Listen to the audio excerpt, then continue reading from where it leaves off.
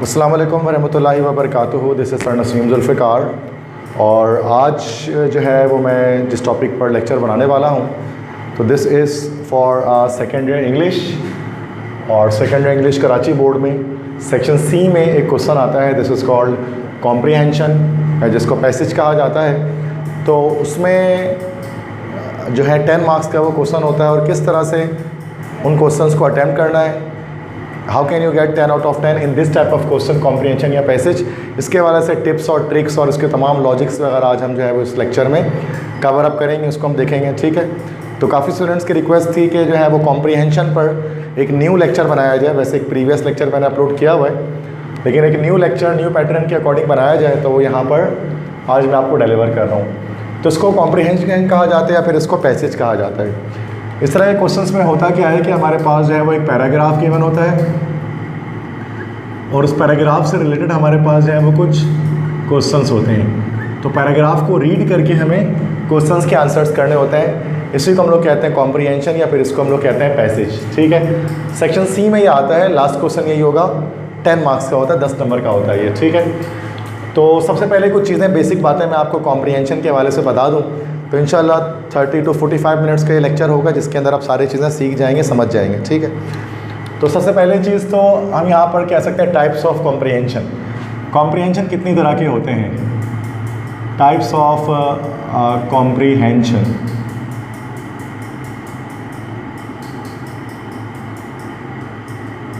तो बेटा कॉम्प्रीहेंशन हमारे पास there are two types of comprehension. 2 तरह के कॉम्प्रीहेंशन होते हैं। फर्स्ट एक हमारे पास कहलाता है, this is called seen comprehension, seen comprehension. और एक हमारे पास कहलाता है, सेकंड कहलाता है, this is called unseen comprehension. फ़र्क क्या होता है बेटा सीन और अनसीन कॉम्प्रीहेंशन में, कि सीन कॉम्प्रीहेंशन में आपके पास जो पैराग्राफ मौजूद होता है वो आपकी किसी टेक्स्ट बुक से होता है। ठीक है, तो सीन कॉम्प्रीहेंशन में जो आपका पैराग्राफ आएगा, ठीक है, तो ये हमारा आएगा फ्रॉम टेक्स्ट बुक, जो आपकी चैप्टर की बुक्स है उससे लिया जाएगा।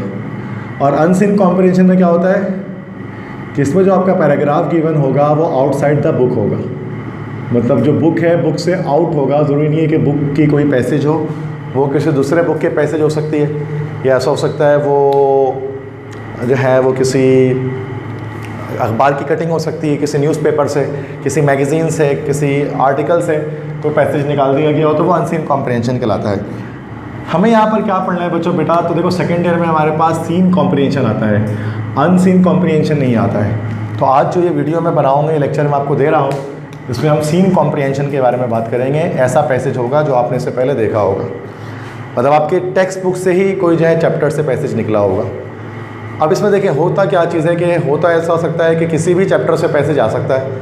20 मिनट्स विद मिसेस ओकेंटअप से भी आ सकता है, द डिवोटेड फ्रेंड से भी आ सकता है, act 3 of the silver box से भी आ सकता है, किसी भी चैप्टर से आ सकता है। उसमें कोई वईद नहीं है, इसमें कोई ये नहीं कि आता है बोर्ड की तरफ से कि इन्हीं चैप्टर्स में से पैसेज आएगा, नहीं। जैसे उर्दू में जब आप इक़्तिबास की तशरीह करते हैं तो उसमें कोई फिक्स नहीं होता कि इक़्तिबास की तशरीह इसी चैप्टर से आएगी, वो किसी और से भी आ सकती है। लेकिन हम कुछ इंपॉर्टेंट निकाल लेते हैं कि इन चैप्टर्स को कर लेने से आपका जो है वो पैसेज इन चैप्टर से रिलेट करेगा। तो 3 चैप्टर मैं आपको बताता हूँ पैसेज के लिए, सीन कॉम्प्रीहेंशन के लिए, तो वो यहाँ पर देख लेते हैं। तो 3 important chapters for seen comprehension. तो सीन कॉम्प्रीहेंशन के लिए जो 3 चैप्टर्स हैं इंपॉर्टेंट हमारे पास, वो कौन कौन से हैं। सबसे पहला फर्स्ट आपको करना है, that is reflections on the reawakening of east. Second आप इसके अंदर करेंगे, this is Pakistan and the modern world. और थर्ड इसके अंदर आप करेंगे, this is the world as I see it, the world as I see it.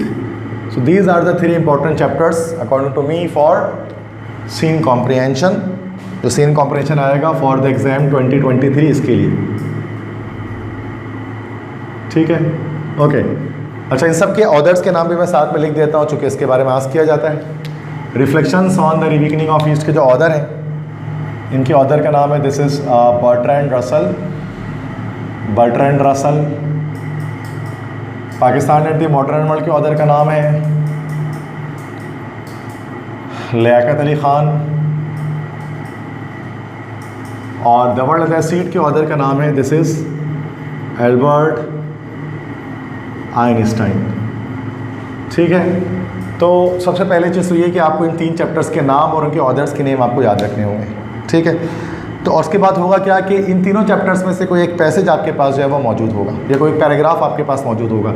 Late से कि आपके पास ये जो है वो मैं यहाँ पर कुछ पैराग्राफ ही डाल लेता हूँ। लेट से कि ये एक पैराग्राफ आया हुआ है, अब इसमें 7 लाइन्स 8 लाइन्स 10 लाइन्स तक के पैराग्राफ कुछ भी आ सकते हैं। तो ये वॉट एवर कुछ भी इसके अंदर लिखा हुआ है, ठीक है, ओके। अब ये जो हमारे पास पैसेज है ना, अब इसके बारे में 4 क्वेश्चन इसके नीचे यहाँ पर जो है वो मौजूद होंगे। There will be 4 questions, that's question number 1, now question number 2, question number 3 and then question number 4। तो 4 क्वेश्चन यहाँ पर मौजूद होंगे। 10 मार्क्स का चूँकि पैसेज बन रहा है तो इससे रिलेटेड 4 क्वेश्चन होंगे इस पैसेज से रिलेटेड। बट ऐसा नहीं होगा कि 2.5 2.5 2.5 2.5 ऐसा नहीं होगा कि किस तरह से 10 नंबर नहीं बनेंगे, बल्कि शुरू के जो 2 क्वेश्चंस होंगे वो 2 मार्क्स के होंगे, they will be of 2 marks, जबकि आखिरी के जो 2 क्वेश्चंस होंगे वो हमारे पास 3 मार्क्स के होंगे, ठीक है। तो इस तरह से हमारे पास ये बनेगा। अब क्वेश्चन क्या आता है बेटा इसके अंदर, जैसे फर्स्ट क्वेश्चन आपके पास आएगा, identify the text and author of given passage, कि दिए गए पैसेज के टेक्स्ट और ऑथर को आप आइडेंटिफाई कीजिए कि इसका टेक्स्ट का नाम क्या है, किस चैप्टर से ले गया, और ऑथर का नाम क्या है। तो 1 नंबर का आपके पास जो है वो टेक्स्ट का नाम आ जाएगा और 1 नंबर आपके पास ऑथर के नाम का होगा। इस तरह से 2 नंबर आपके पास ये बनेगा, identify the text and author of given passage. तो अब इसको बिल्कुल बहुत तरह से लिख सकते हैं। जैसे मिसाल के तौर पर नेम ऑफ टेक्स्ट आपने लिखा, इसके आंसर में नेम ऑफ टेक्स्ट लिखा आपने, फिर नेम लगा दिया। इस तरह से फिर आपने जो है वो नेक्स्ट डालकर नेम ऑफ ऑथर लिखा नेक्स्ट लाइन में, और कॉलन लगा के फिर आपने इसका नेम लिख दिया, ठीक है। अब हमें कैसे पता लगेगा कि हम किस तरह से आइडेंटिफाई करेंगे? इसके 2 तरीके हैं, देयर आर 2 वेज। पहला तरीका तो ये होता है कि लाइक आप मेरे लेक्चर्स को देख लें, इन चैप्टर्स को मैंने लाइन बाय लाइन ट्रांसलेशन की भी है, आप उसको रीड आउट कर लें, उसको आप पढ़ लें, तो आपको अंदाज़ा हो जाएगा कि भाई कौन सा चैप्टर कौन से टेक्स्ट लिया गया है कहाँ से। या फिर आप इसका शॉर्टकट तरीका भी है कि हर चैप्टर का जो थीम है, जो उसका सेंट्रल आइडिया है, वो ख़ास एक बात पूरे कंप्लीट चैप्टर्स के अंदर हो रही होती है, उस चीज़ को आप जान लें। जैसे कि मिसाल के तौर पे reflections on the reawakening east, reflections on the reawakening east के अंदर हमारे पास जो है वो किन चीज़ों के बारे में बात होगी? वर्ल्ड हिस्ट्री के बारे में बात हो रही होगी। अगर कहीं पर वर्ल्ड हिस्ट्री के बारे में बात, दुनिया की तारीख़ के बारे में बात हो रही हो, या फिर इसके अंदर बात की जा रही हो इंडस्ट्रियलाइजेशन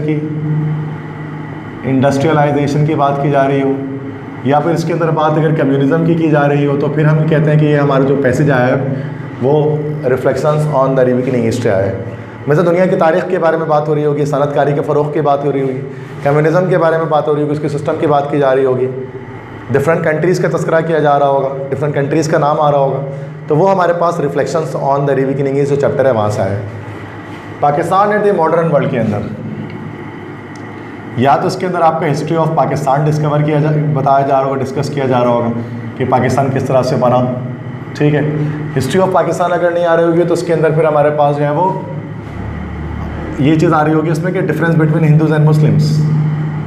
तो इसमें जो तस्करा किया जा रहा होगा हिंदूज़ और मुस्लिम्स, हिंदुओं और मुसलमानों के बीच एक डिफरेंसेस बताए जा रहे होंगे, या हिंदू मुसलमानों की बात की जा रही होगी, या पाकिस्तान इंडिया की बात की जा रही होगी। तो वो हमारे पास this is Pakistan and the modern world by Liaquat Ali Khan. The world as I seat में क्या होगा कि इसके अंदर आपको कोई फ़िलासफ़ी बताई जा रही होगी, वे टू लिव लाइफ, ज़िंदगी कैसे जीना है, ये बताया जा रहा होगा। इसके अंदर बात की जा रही होगी डिफरेंट चीज़ों की, लाइक डेमोक्रेसी की बात की जा रही होगी, इसके अंदर है डेमोक्रेसी। इसके अंदर वॉर की बात की जा रही होगी, जंगों की। इसके अंदर बात की जा रही होगी लाइक रिलीजन की बात, मज़हब की बात की जा रही होगी।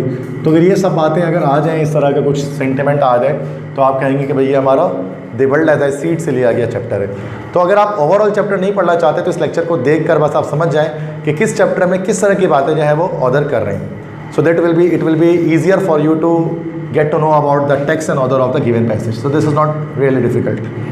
तो नेम ऑफ टेक्स्ट आ जाएगा यहाँ पर नेम ऑफ ऑथर आपके पास आ जाएगा। 2 नंबर का सवाल यहाँ पर आपका कंप्लीट हो जाएगा। सेकंड क्वेश्चन आपके पास 2 मार्क्स का आएगा और उसमें जो क्वेश्चन होगा इट इज़ रिलेटेड, या इसमें आपको क्या करना पड़ेगा, extract the answer from given passage. इस सवाल में आपको क्या करना पड़ेगा कि पैसेज के अंदर आपको क्वेश्चंस, मतलब पैसेज में इस क्वेश्चन का आंसर होगा, मतलब जो भी क्वेश्चन आएगा उसका आंसर आपको पैसेज से ढूंढ कर लिखना पड़ेगा, एक्सट्रैक्ट करना पड़ेगा, वहाँ से निकालना पड़ेगा। तो ये वाहिद क्वेश्चन नंबर 2 है जिसको हम कहते हैं ना, ये जो वाहिद सवाल क्वेश्चन नंबर 2 है, जिसको समझने के लिए आपको पैसेज की तरफ देखना पड़ेगा। अदरवाइज क्वेश्चन नंबर 1 और क्वेश्चन नंबर 3 और 4 में आपको अपनी इंफॉर्मेशन से जो है उसको करना है, ठीक है। आप इसमें जो है वो किसी भी तरह से वो नहीं कर सकते, लाइक जो है ना वो याद करने वाली चीज़ या फिर पैसेज से हेल्प नहीं ले सकते, ठीक है। तो extract the answer from the given passage, तो इसका आंसर पैसेज से मिलेगा। तो जब भी इसका आंसर लिखें क्वेश्चन नंबर 2 का आप, तो उसमें एक लाइन का इजाफा कर दें, ठीक है। तो अकॉर्डिंग टू, जैसे ये लाइन लिख देते हैं कि according to the given passage the answer to this question is that, इसके बाद ये आगे आप वहाँ से पैसेज देकर इसका आंसर आप जो है वो बता सकते हैं, ठीक है बेटा। सो ये हमारे पास क्वेश्चन 2 हो जाएगा जिसका आंसर आपको पैसेज से कहीं ना कहीं मिल जाएगा, व्हाटएवर जो भी होगा। क्वेश्चन नंबर 3 उसके बाद 3 मार्क्स का है। अब ये क्वेश्चन क्या होता है बेटा, ये क्वेश्चन यहाँ पर लिखा होता है write down the meanings of underlined words. Underline words की मीनिंग लिखिए। थर्ड क्वेश्चन जो आपके पास आएगा 3 नंबर का, उसमें आपके पास क्या होगा, 3 जगह पर डैश जो है ना, 3 जगह पर डैश कहीं ना कहीं जो है वो पैसेज में लगा होगा, अंडरलाइन लगा होगा। और उसमें आपको बताना पड़ेगा उन तीनों के कि भाई इनकी मीनिंग्स क्या हैं। और मीनिंग्स भी आपको कौन सी बतानी है, write down the English meanings, मतलब इंग्लिश टू इंग्लिश करनी है, इंग्लिश टू उर्दू नहीं लिख देना है, तो इंग्लिश में ही आपको मीनिंग बतानी है। तो आपको इंग्लिश मीनिंग बतानी है अंडरलाइन वर्ड्स की। इसमें हुआ क्या कि आपके पास 3 वर्ड्स आपको दे दिए जाएंगे, वर्ड 1, वर्ड 2, वर्ड 3, 1 2 3, एक नंबर के तीनों वर्ड्स होंगे। तो तीनों के आपको जो है वो मीनिंग्स आपको बतानी है। अभी हम कहाँ से करेंगे, चूँकि वर्ड मीनिंग तो आपको जाहिर सी बात है यहाँ तो सिर्फ वर्ड होगा, मीनिंग तो पैसेज में नहीं होगी। तो उसके लिए एक है ना कि ये 3 जो चैप्टर्स हैं, इन 3 चैप्टर्स के मैंने जो है ना वो अंडरलाइन वर्ड्स की मीनिंग मैंने निकाल दी है और उसका मैंने PDF बना दिया है, उसके मैंने PDF बना दिया इनकी मीनिंग्स का। अगर if you want that PDF तो आप मुझे जो है वो व्हाट्सएप कर सकते हैं 0300 215 2272। ये मेरा व्हाट्सएप नंबर है।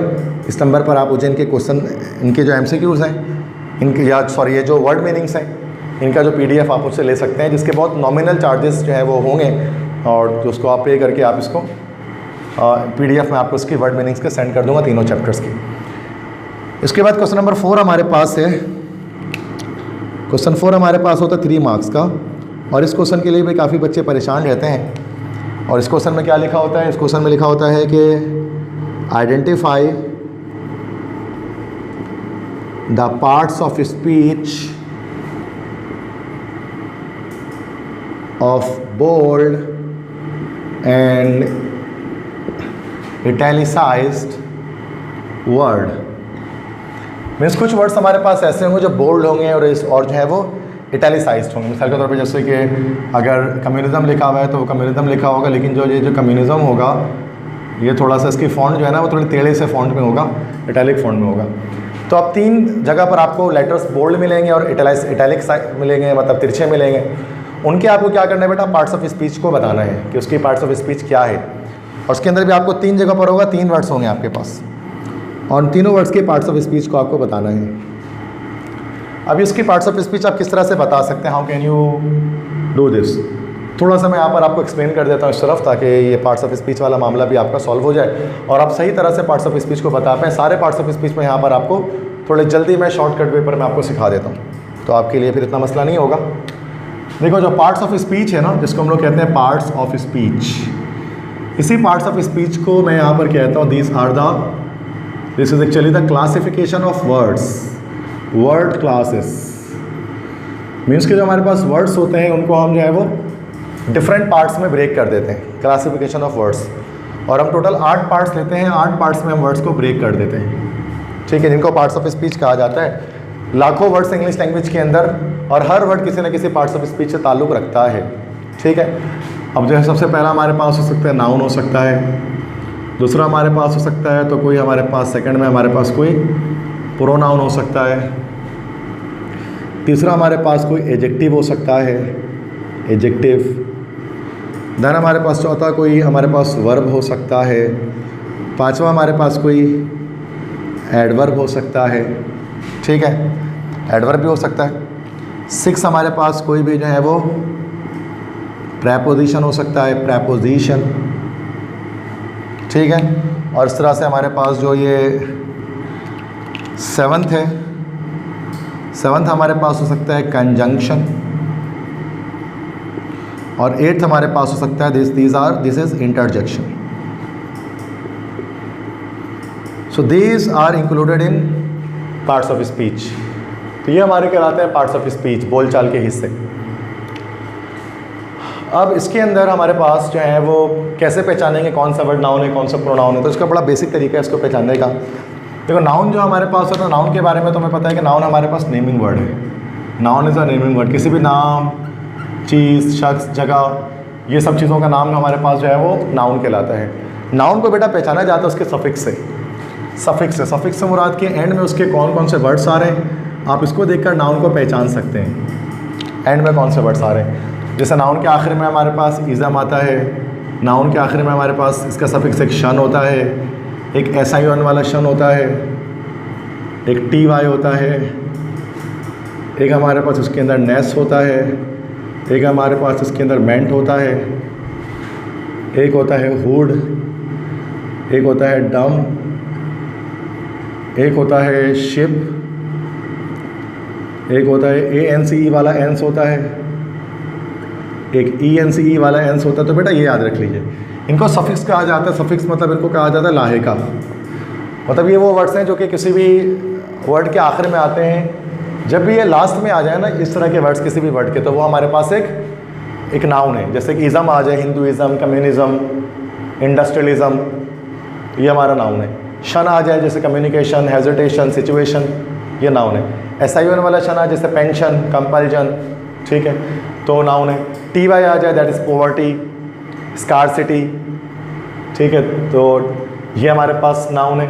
नेस आ जाए सिकनेस, इलनेस, ये हमारे पास नाउन है। मेंट आ जाए एंटरटेनमेंट, स्टेटमेंट, ट्रीटमेंट, ये सारे नाउन है। हुड आ जाए that is brotherhood, nationhood, that is neighbourhood, तो ये हमारे पास नाउन है। डम आ जाए that is wisdom, kingdom, freedom, boredom, ये सब हमारे पास नाउन है। शिप आ जाए दैट इज़ रिलेशनशिप, स्कॉलरशिप, ठीक है, तो ये हमारे पास नाउन है। एंस आ जाए ANC वाला एंस दैट है कि रेजिस्टेंस, तो ये नाउन है। ENCE वाला एंस आ जाए दैट इज़ इंडिपेंडेंस, कॉन्फिडेंस, तो ये सब हमारे पास जो है वो नाउन है। तो बेटा नाउन को पहचानने का तरीका सिर्फ आप ये याद रखें कि नाम चीज़ जगह, नहीं ऐसा नहीं होता।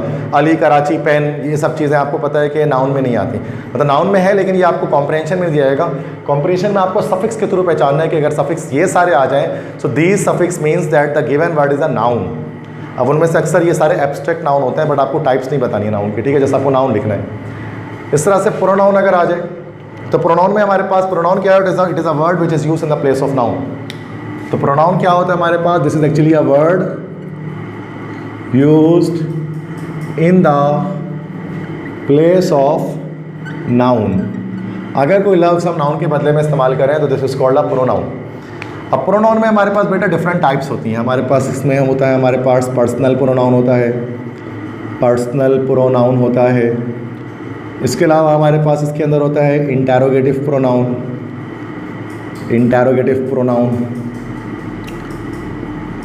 इसी के अंदर हमारे पास होता है इंडेफिनिट प्रोनाउन।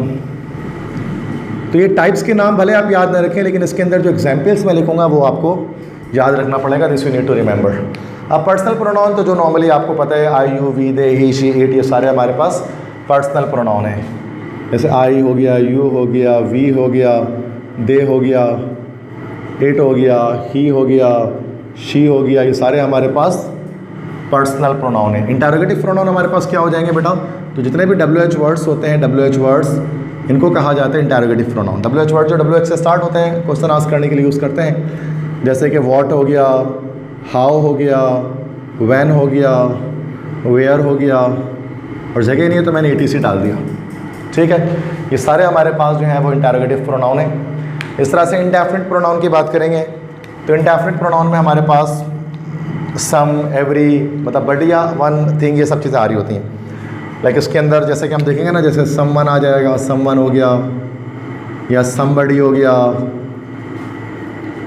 या एवरीवन हो गया, या समथिंग हो गया। तो ये सारे वर्ड्स हमारे पास जो है वो इंडेफिनिट प्रोनाउन कहलाते हैं। तो ये सारे वर्ड अगर आ जाए तो ये सारे प्रोनाउन ही हैं। ठीक है, तो इन सब को नाउन के बदले में इस्तेमाल किया जाता है। नेक्स्ट है एडजेक्टिव। एडजेक्टिव आपको क्या बताता है बेटा? तो it tells about the quality and quantity of noun. Noun की क्वालिटी और क्वांटिटी आपको जो है बेटा वो एडजेक्टिव बता रहा होता है।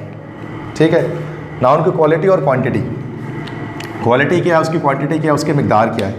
ठीक है, फॉर एग्जांपल अगर हम मिसाल देखें, जैसे गुड हो गया, बैड हो गया, ब्यूटीफुल हो गया, अगली है, ये सारे हमारे पास जो है क्वालिटीज़ है। क्वालिटीज़ अच्छी बुरी भी हो सकती है। कोई भी कलर आ जाए, if there is a colour this is also an adjective. ठीक है, जैसे कि रेड आ गया, ब्लू आ गया, this is also an adjective.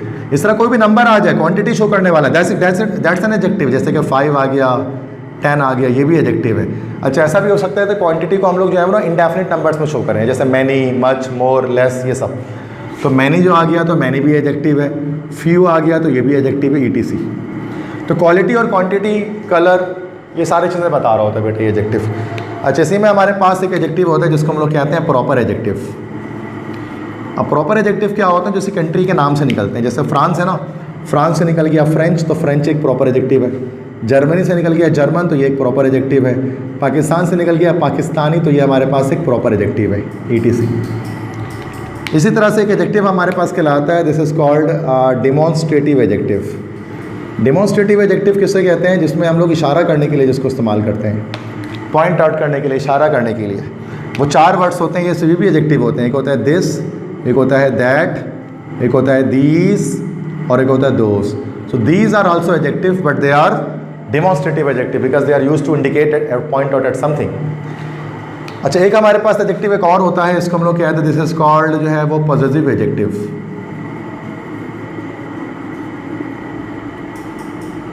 ये जो पॉजिटिव एडजेक्टिव है, किसको कहा जाएगा? पॉजिटिव एडजेक्टिव जिसमें मलकियत को शो किया जाएगा, पोजीशन को शो किया जाएगा, दैट इज़ पॉजिटिव एडजेक्टिव। जैसे कि माई, मेरा, अवर, हमारा, हिज, उसका, देयर, उनका, ETC।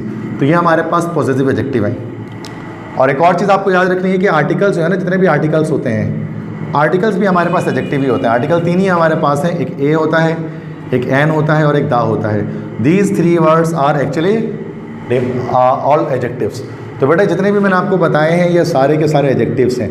अब वो adjective quality, quantity, colour, quantity भी शो करे, या प्रॉपर एडजेक्टिव हो, डेमोन्स्ट्रेटिव एडजेक्टिव हो सकता है, पॉजिटिव एडजेक्टिव हो सकता है, आर्टिकल्स हो सकते हैं, all these words are included in adjective.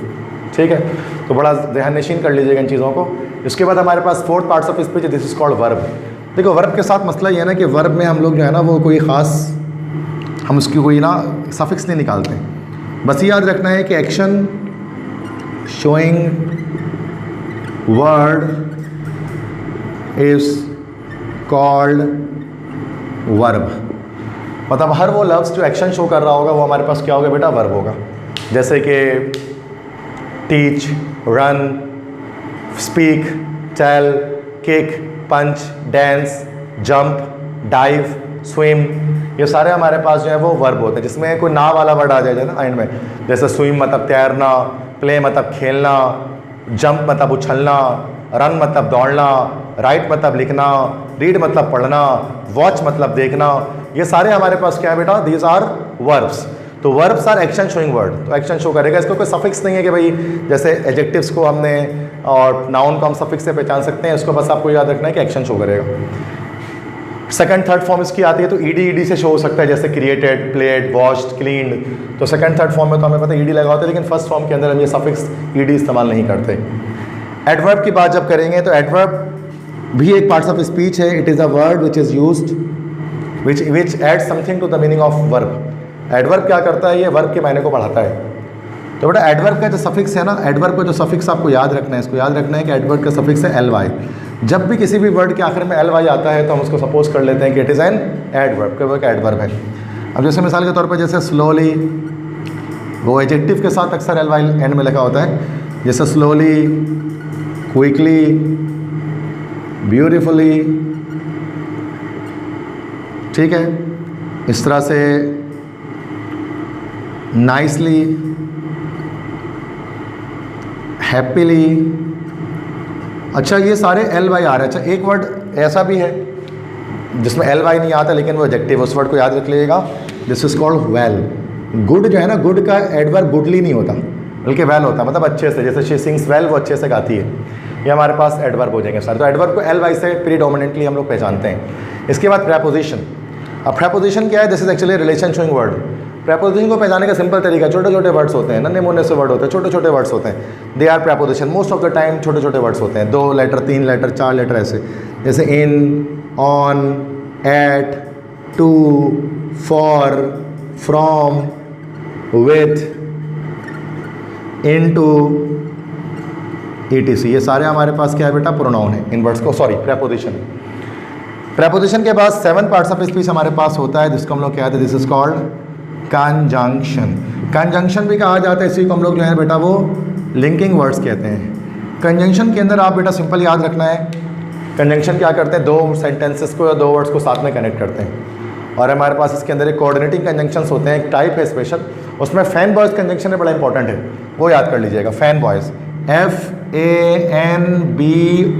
FANBOYS, this is called fan boys. Fan boys का मतलब क्या है, F मतलब फॉर, A मतलब एंड, N मतलब नॉट, B मतलब बट, O मतलब और, Y मतलब येट, S मतलब सो, ठीक है, N फॉर नॉर है। तो फॉर, एंड, नॉर, बट, और, येट, सो, ये सारे हमारे पास कंजंक्शन होते हैं। अच्छा एक कन्फ्यूजन वाली बात है, बच्चे कहते हैं सर आपने फॉर यहाँ पर भी लगाया, आपने फॉर यहाँ पर भी लगाया। तो फॉर एक प्रेपोजिशन भी है, फॉर एक कंजंक्शन भी है। How can we realise that when it is a preposition, when it is a conjunction? तो बेटा मीनिंग्स का फ़र्क है। जब प्रेपोजिशन के तौर पे आएगा तो इसके जो मायने देगा वो ये के लिए के मायने देगा, के लिए, ठीक है, के लिए के मायने देगा। तो this is actually what, this is the preposition. जैसे I am teaching for you, I am making videos for you, I am, ठीक है, या फिर I am writing a letter for my grandfather या टू माई ग्रैंडफादर, वैसे वहाँ लिखते हैं। जैसे I am shopping for my wedding ceremony, कुछ भी इस तरह से हो सकता है। तो फॉर मतलब वहाँ पर होता है के लिए, ठीक है। So for God sake listen to me, इस तरह से कहते हैं ना कि खुदा के लिए मेरी बात सुनो। यहाँ पर जो फॉर होता है, कंजंक्शन वाला जो फॉर होता है, तो ये फॉर ये बिकॉज की जगह पर इस्तेमाल होता है, क्योंकि he could not appear in the examination because या for he was ill. I can not teach you for you are a stupid student, या फिर I can not listen to you for you are speaking quite slow. तो ये चीज़ें for यहाँ पर क्या आ रहा है कि भाई दो जुमलों को आपस में जोड़ रहा है, और फॉर मतलब यहाँ पर बिकॉज के मायने में, क्योंकि के मायने में आ रहा है। तो देख लें फॉर में फ़र्क क्या है। लास्ट इसके बाद पार्ट्स ऑफ स्पीच हमारा होता है बेटा 8 पार्ट्स ऑफ स्पीच, इसको हम लोग कहते हैं, दिस इज कॉल्ड इंटरजेक्शन, हरूफ निदा, जज्बाती अल्फाज। इसको पहचानने का बड़ा सिंपल तरीका होता है कि इसमें जो भी वर्ड लिखा होता है उसके लास्ट में साइन ऑफ एक्सक्लेमेशन या मार्क ऑफ एक्सक्लेमेशन होता है। तो ये हमारे पास ये जो वर्ड्स होते हैं इंटरजेक्शन, ये सडन फीलिंग्स और इमोशंस को शो करते हैं, हैप्पीनेस, सैडनेस, सरप्राइज के, खुशी, गमी, हैरत के अचानक के जज्बात को शो करते हैं। They are called interjection. अब इसको पहचानने का बड़ा आसान तरीका है, very very easy method to know, that is जैसे कि हुर्रा, आ गया तो एंड देखो साइन ऑफ एक्सक्लेमेशन आ गया, अलास आया साइन ऑफ एक्सक्लेमेशन आ गया, वाव आया साइन ऑफ एक्सक्लेमेशन आया, ओह आया साइन ऑफ एक्सक्लेमेशन आया, आह आ गया साइन ऑफ एक्सक्लेमेशन आया, आहा आ गया, this is also sign of exclamation, bravo आ गया तो यहाँ पर भी साइन ऑफ एक्सक्लेमेशन है। ये सारे हमारे पास क्या है बेटा, इंटरजेक्शन है।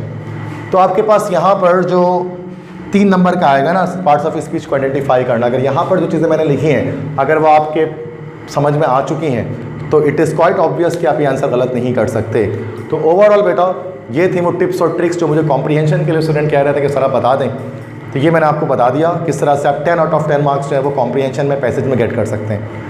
लेकिन वीडियो पसंद आई है आपको तो अपने फ्रेंड्स के साथ शेयर कर दें तमाम कोचिंग सर्कल में, फ्रेंड सर्कल में, ताकि उनके भी नंबर अच्छे से अच्छे आ सकें और वो सेकेंडरी इंग्लिश के अंदर मैक्सिमम मार्क्स को जो है वो स्कोर कर सकें। ठीक है, तो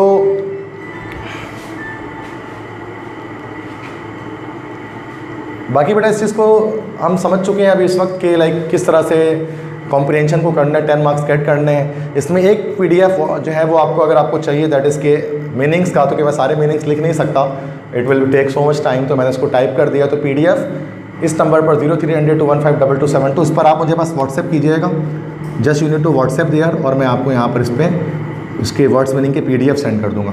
बाकी इसके अलावा भी आपको कॉम्प्रीहेंशन के अलावा डिफरेंट टॉपिक्स के आपको नोट्स चाहिए हो, आपको इंपॉर्टेंट पेपर्स चाहिए हो, टारगेट पेपर्स चाहिए हो मेरे मीन सर नसीम जुल्फ़िकार के, तो आप मुझे व्हाट्सएप कर सकते हैं इसी नंबर पर। मैं आपको टारगेट पेपर्स वगैरह भी प्रोवाइड कर सकता हूँ, जिसके बड़े नॉमिनल चार्जेस मैं पहले ही बता दे रहा हूँ कि वो होंगे, तो आप उसको पे करके आप मुझसे जो है वो टारगेट पेपर और बाकी जितना मटेरियल है, स्टडी मटेरियल तमाम क्लासेस का, चाहे वो फर्स्ट ईयर हो, सेकेंड ईयर, एंट्री टेस्ट हो, मैं आपको दे दूँगा। ठीक है, अपना ख्याल रखिएगा बहुत ज़्यादा, मुझे दुआ में याद रखिएगा।